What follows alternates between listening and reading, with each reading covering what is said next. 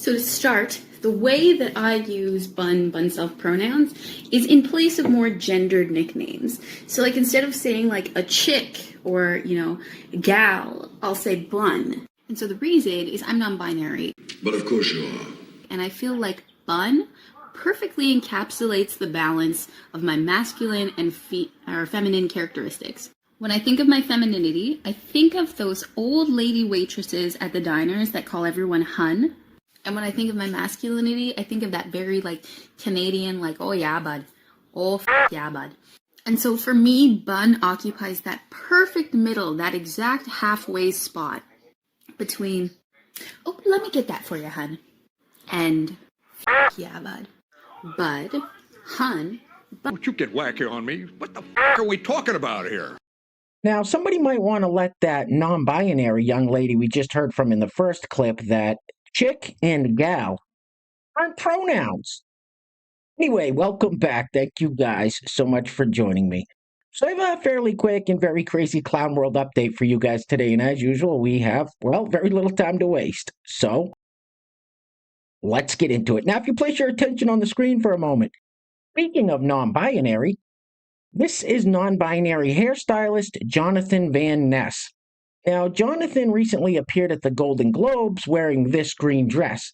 Now, I'm assuming Jonathan uses they, them pronouns, but could be wrong. Maybe he uses a bun self. I don't know.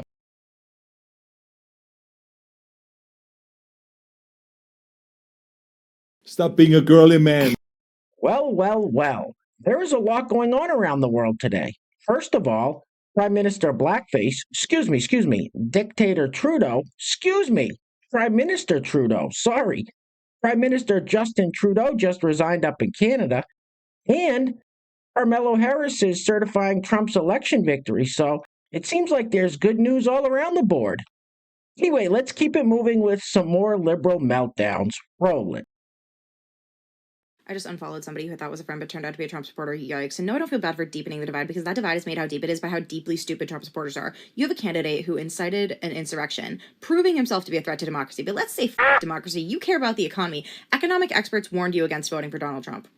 So the fact of the matter is you hate people so much, you care so much about being able to be openly hateful towards minorities, that you were willing to skyrocket the price of living. You were willing to basically just everything up because everybody told you that everything would get up if Trump got elected again. But you love to be hateful so much. And you're so stupid. Why would I want to talk to you? Why would I want it? Literally, that's the thing is you're going to unfriend people over politics. It's because to have those politics, you have to be a weirdo, okay? You have to care about being able to just say and do whatever you want above all else. Grow up, go to therapy. This is why people hate you. It's your personality. It's not your politics. It's your personality, I promise. You one crazy ass bitch! Wow. I think she needs to cut back on the Adderall a little bit. Just saying. Anyway, next up. So this lovely lady with the shower cap is kind of hard to understand, but I think she says something about MAGA being the Confederacy reborn. I don't know. Roll it. All the news I'm reading that y'all cannot tell me that MAGA is not the Confederacy reborn. Argue with your mama, not with Todd. I said what I said. Love you back. I don't understand the words you just said. Hey, where are the white women at? And next up we have this fellow who is not a big fan of Hillary Clinton. However, he does agree with her on one thing, that MAGA is a basket of deplorables. Roll it. We've had to listen to you MAGA asshats complain and cry about the price of eggs. Oh, it's so expensive under Joe Biden. I can't afford the eggs. I can't afford gas. Come on. Aren't you the party that tells everybody else just to pull yourself up by your bootstraps? Work harder. Go get a second and a third job. Come on, Trumpers. Where's that American spirit that you guys have? Instead, you whined and you bitched and you moaned. But yet you point your finger at everybody else and tell everybody else to work harder, go get a better job. You guys are incredible. The hypocrisy out of the Republican Party, especially you, MAGA, is outstanding. It's incredible. Your hypocrisy knows no bounds. I can't stand Hillary Clinton myself, but man, was she right about you guys. You really are a basket of deplorables. You look like Babe Ruth's gay brother. Gabe Ruth.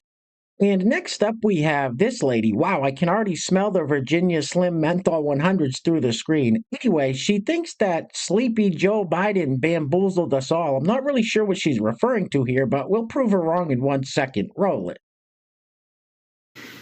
Well. It turns out Sleepy Joe wasn't really sleeping, like y'all said.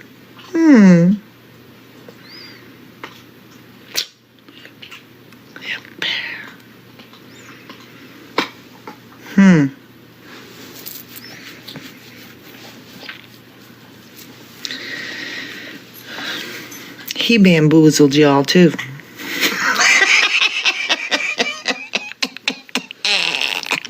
You're a nasty person, I'll tell you. So she thinks that Joe Biden bamboozled us all. What have they been telling us for the past 4 years, that he's sharp as a tack? Well, Joe Biden recently sang happy birthday to a guest at the White House, and he forgot the guest's name. I guess we can all be grateful that he remembered the lyrics to Happy Birthday. Roll it. Happy birthday to you. Happy birthday to you. Happy birthday to you. Happy birthday to you. All right. What an idiot. Oh, it gets worse. Joe Biden was recently asked by a reporter how he feels about being the oldest president, and the answer he blurted out in his choice of words offended some people. Roll it. My being the oldest president, I know more world leaders than any one of you ever met in your whole goddamn life. He's an asshole. And next up, we have MSNBC's Kristen Welker asking Democratic Party Senator Chuck Schumer why he told the American people that Joe Biden was sharp as a tack for 4 years. She even plays a clip of him saying it, and he doubles down. Roll it. You were obviously in close contact with President Biden well before the public tuned into that debate that ultimately led to him stepping down. I want to play you a little bit of something you said last year. Take a look. I talk to President Biden, regularly, sometimes several times in a week, or usually several times in a week. His mental acuity is great. It's fine. It's as good as it's been over the years. All this right-wing propaganda that his mental acuity has declined is wrong. Leader Schumer, what do you say to Americans who feel as though you and other top Democrats misled them about President Biden's mental acuity? No. Look, we didn't. And let's look at President Biden. He's had an amazing record. The legislation we passed, one of the most significant groups of legislation since Lyndon Johnson's Great Society, putting in 235 judges, a record, and he's a patriot. He's a great guy. And when he stepped down, he did it on his own because he thought it was better not only for the Democratic Party, for America. We should all salute him. We should all salute him. Do you feel, as we have this conversation today, that President Biden could serve another 4 years had he stayed in the race and potentially won? Well, I'm not going to speculate. As I said, I think his record is a stellar one, and he'll go down in history as a really outstanding president. You're a liar. You're a liar. You know something that you're not telling us, you slimy scumbag liar. And on this subject, I have one more clip for you guys. Now, Kristen Welker went on to talk to her co-hosts about her conversation with Senator Chuck Schumer. And one of the MSNBC propagandists also doubled down on the sharp as a tack narrative. Roll it. Let's talk about the Democrats. I thought the conversation with Leader Schumer was fascinating. I asked him if he thought President Biden could serve another 4 years. He kind of pivoted, didn't answer that directly. There's obviously a lot of soul searching going on right now in the Democratic Party. What did you make of what we heard from Leader Schumer? Well, I was very surprised that when you asked the question about mental acuity, he didn't more forcefully push back. The question on the table is the president all the way there? And the answer is unequivocally yes. Now, people can say that you feel as though President Biden might be a little too old to do the job, but he is doing the job, and his mental acuity is there. So I think that there's a conflation of two things here: is his mental capacity and serving another 4 years as old as he is. But those are two separate things, in my opinion. And look, these people that have known Joe Biden their entire political lives, I know Joe Biden is like, can y'all just please defend me a little more? What the hell did you just say? The question on the table is the president all the way there? And the answer is unequivocally yes. Lying bitch. She is lying like a motherfucker. I know that. Ooh, that TSA shit tingles. This motherfucker's lying. Hey guys, real quick, before we go any further, I want to give a huge shout out to the sponsor of today's video. And while I'm doing that, I'm going to let this loop on the screen. Now, fellas, calm down. I'm guessing she's probably a little off her rocker. Anyway, today's video is being brought to us by none other than Pastor Bob Rogers. Pastor Bob, thank you so much, sir, for sponsoring today's video. I really appreciate the support. And I want to give a big shout out to today's honorable mention. You guessed it, Pastor Bob Rogers, for leaving a super thanks on the last video. So, Pastor Bob, thank you so much, sir. It's always greatly appreciated. So once again, today's video sponsor is Pastor Bob Rogers, with the honorable mention going to Pastor Bob Rogers. Now, if you'd like to sponsor the next video and help support the channel, there is a PayPal link in the description box below, and I will say your full name as a sponsor of said video unless stated otherwise by you. All right, I think we've all seen enough of this for one day. Get this off the screen, please. Ugh.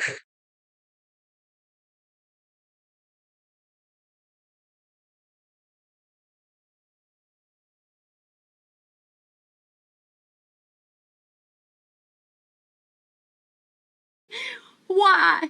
Why would you do that to yourself? All right, next up we have this individual who is a biological man that identifies as a trans woman and wants white people to shut up and listen to people of color. Roll it. Okay, white people. I'm white, you're white. We need to shut up and listen to people of color. However they're grieving, whatever they're going through, we don't know what they're doing, so we need to shut up and listen. That's not the nicest way to ask, but that's okay. That's part of the point. It's time for us to check our privilege and not expect everyone to be nice to us all the time.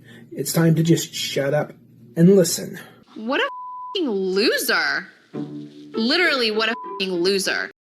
And next up we have this fella. Now, when I first saw this, I thought it was the same guy we saw in the last clip, but this is a completely different person. Roll it.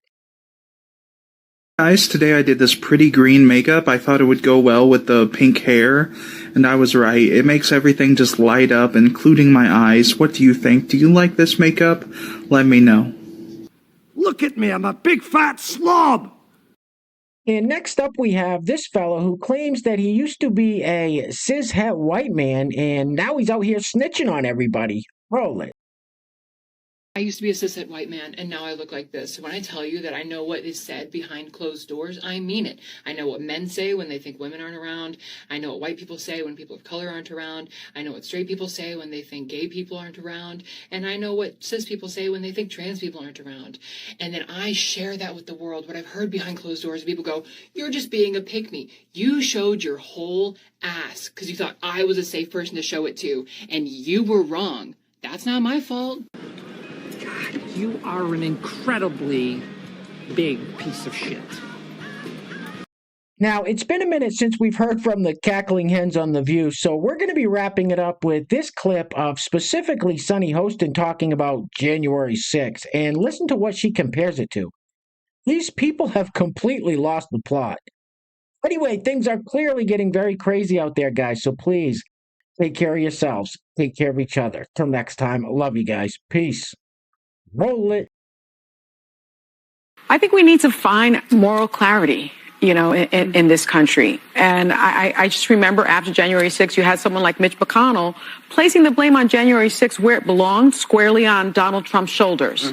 And then you started seeing people backtrack that and losing their moral center. You had Condoleezza Rice, I believe, on this very show saying, we need to move on from January 6th. I say no.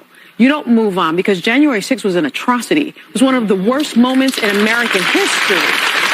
And when you think about the worst moments in American history, like World War II, things that happened, like the Holocaust, chattel slavery, we need to never forget, because past becomes prologue if you forget any race.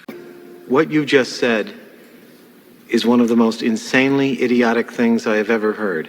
2, 10, 12, 15. Oops, stepping on them. It's black. Anyway. And you ain't black.